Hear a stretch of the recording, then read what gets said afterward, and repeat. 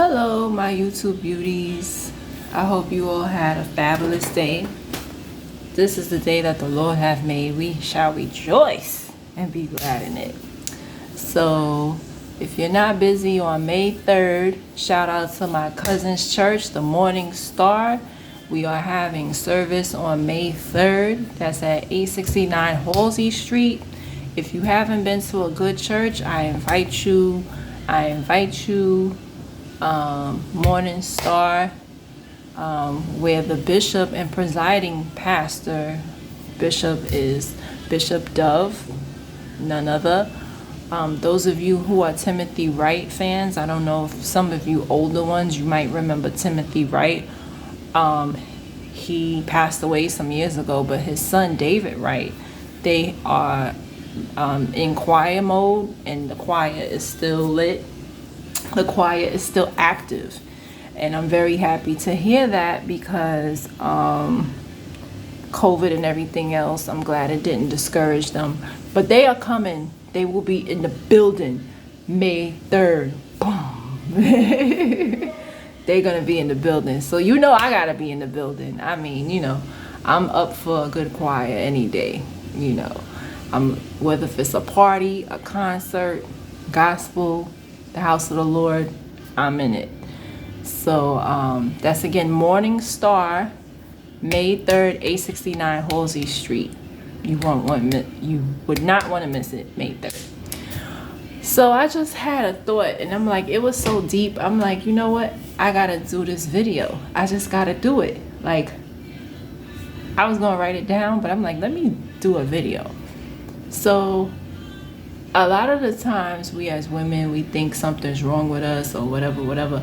But it's not that something's wrong with us. It's the fact of some of these men are in their infancy stage, and though they be men and they may go to work and stuff like that, they can't handle the whole package. And I'll never forget, someone had told me, and I've actually heard this from multiple men I've dated, and they said, you're too much for me, or I don't feel like I deserve you. And Jay-Z said it in an interview about Beyonce, and it was shocking because Jay-Z has a lot to offer. He's very intelligent, and it just shows you that low self-esteem is really a demon. Low self-esteem will destroy a relationship. It could destroy a marriage. It could destroy so many things, family dynamics. And you like, well, why is this person acting like this towards me? Low self-esteem. If they don't feel worthy of you, they're not going to act accordingly, right? And the thought that came to me is, I thought about a boy. I thought about a child. What happens when a 5-year-old, I don't know if you guys are familiar with the Oculus. The Oculus is a video game that's really more so for older kids, like 10 and over. If you give an Oculus to a 5-year-old, they're not going to know how to operate, right? So a 5-year-old could ask, let's say they could ask for Oculus for Christmas, or a better one, they want a laptop. Now, you have a lot of 5-year-olds nowadays that have tablets, but a laptop like this, they're not going to know how to take care of it. They're not going to understand, certain things. Like, even my son, he admitted he doesn't know how to start a computer. I'm like, oh boy, he don't know how to write cursive either, and I try to teach him, he wasn't with it. But, if you give a 5-year-old a laptop, they're not going to know what to do with it, right? Or let's say a statistic that I know of that I do believe in. They said most car accidents are from young people ages 15 to 21. And I believe it because almost everybody I know that's been in an accident, the perpetrator was a young person. It was someone who wasn't ready, right? And just there's so many examples and scenarios of when someone isn't ready for something, what happens? They fall on their face, right? And that's what you have to realize as women. First of all, examine yourself as a woman. We all have our flaws, but really Really examine yourself. What do I bring to the table? And if you know all those boxes are checked, then you could walk away and you could feel good knowing that I did my best, I gave my best, and it wasn't good enough. Not because I wasn't good enough, but because he wasn't ready. And I'm like, you know what? That is so true. You know, what happens with anybody, any immature person that gets something too quickly? Spoon. They fall on their face. They fall smack dab on their face. You know, a former friend of mine from high school, his mother unfortunately passed away when he was 13 at Jamaica Hospital, and he was awarded $1.2 million. The money was gone the following year. He went into debt, all type of stuff. Like, he was in so much debt that he had problems with switching cell phone companies, because that's how bad his credit was.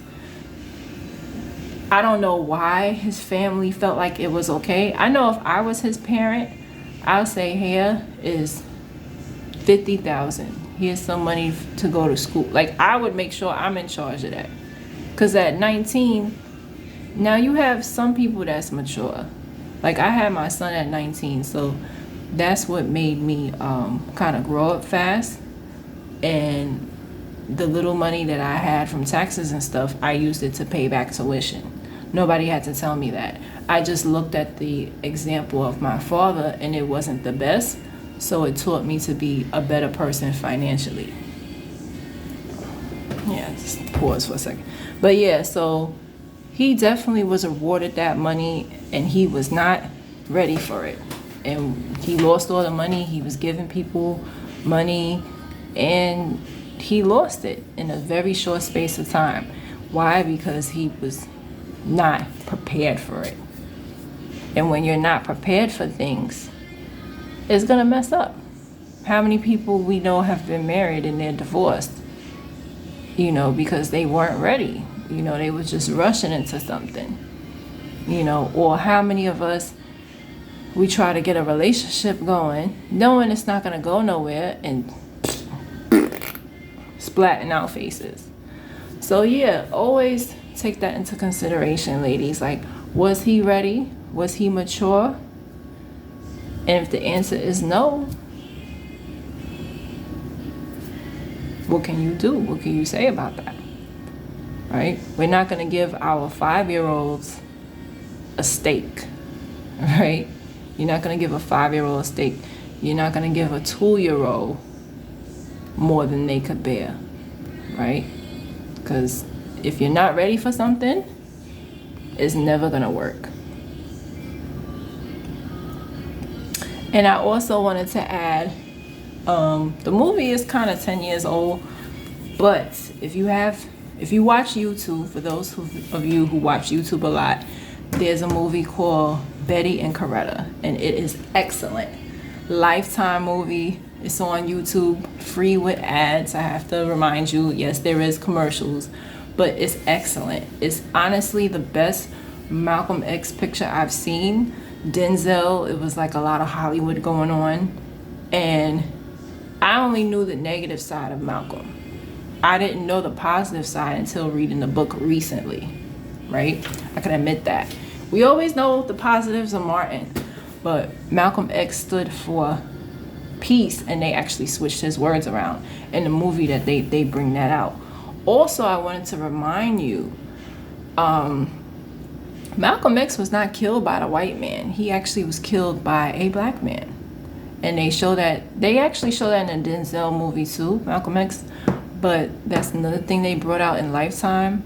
And also, my English teacher was 100% correct. Betty Shabazz taught at Medgar Evers. They don't show that in any documentary or anything. The only person who told me that was my English teacher, and turns out she was right. So Miss Graham was right. Yes, she taught at Medgar Evers in Crown Heights, Brooklyn.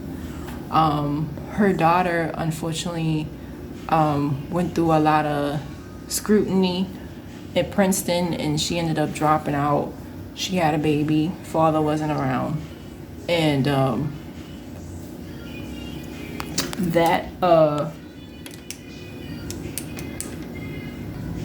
the son that the grandson that Betty Shabazz was raising burned her, and that's something that a lot of people forget, but I'll never forget because I remember hearing it on the news when Betty Shabazz passed away. It was due to her grandson that she was raising. He burned her alive. Very sad the way she died. But that's two things. She taught at Medgar Evers, and in the way she died, that's two things that they don't normally put out there in the media. I guess because, it's negative. But also, it's good to show that side that she was a professor, because her life didn't stop once X died. She continued. Also, Coretta Scott King is the driving force of why we have a holiday. I didn't know that. I thought it was the Black Panthers or other people. No, it was Coretta, his widow, that pushed for the holiday. So even in their deaths, they still represented their husbands. And that's a beautiful thing to know that. I know that Coretta Scott King, she wrote children's books post her husband's death, but I didn't know she was the driving force of the holiday. So it's a perfect example of be careful who you marry, because they represent you.